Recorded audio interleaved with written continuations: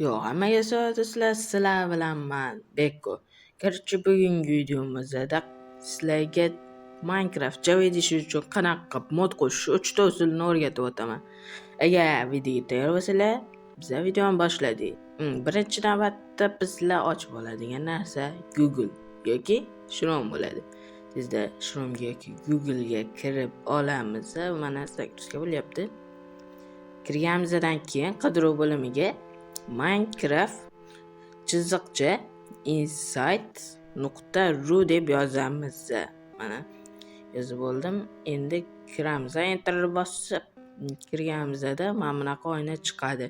Bizga mod kerak, shuning uchun mod degan knopkani bosamiz. Hozir keyin esa bu yerdan versiyani tanlab olamiz.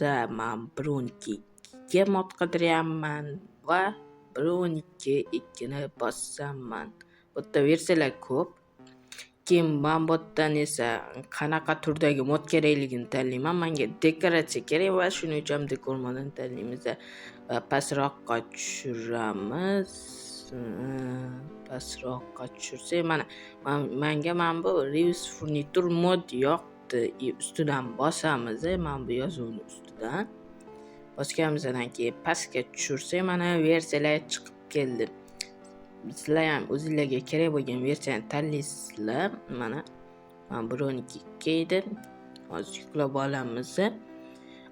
Aytgancha buni qanaqa qiladi desanglar, hozir sizlarga tushuntirib beraman. Undan avval esa sizlar o'zingizlarga kerak bo'lgan va versiyalar bilan bir xil bo'lgan modni yuklab olasizlar. Mana meniki ham yuklab bo'ldi. Endi birinchi usulga o'tsak, launcher ustidan bosamiz, keyin o'ng tarafdagi mishkan knopkasini bosamiz va fayl joylashuvini ochmoqni bosamiz. Bu yerdan to'g'ri bitta fayl ochiladi. Shu yerda mana mods degan papka bor. Shunga kirib modimizni tashlaymiz. Ikkinchi usulga kelsak, post bilan r tugmasini birdaniga bosamiz va pastda qanaqadir joy ochiladi. O'sha yerga esa foiz, app data va yana bitta foizni bosamiz va keyin enter bosamiz.